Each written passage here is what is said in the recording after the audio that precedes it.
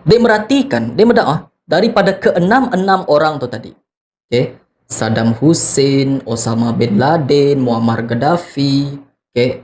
Alberte, Bill Kayong, PMX Mayaya Revolusi 1967-nya ia dituduh suka gila tumbung, okay? Gila tumbung. Nyelahit. Sorry. Disclaimer. Okay? Tapi nyak yang nyadi di berita, okay? Nyak yang nyadi di dalam berita. Semua sidak tu tadi, okay? Semua sidak tu tadi mempunyai visi dan misi yang sama, yang di mana sidak ekak medak anak-anak bangsa sidak yang jauh lebih baik daripada sebelum tu. Adakah benda nyak nyadi bak aku?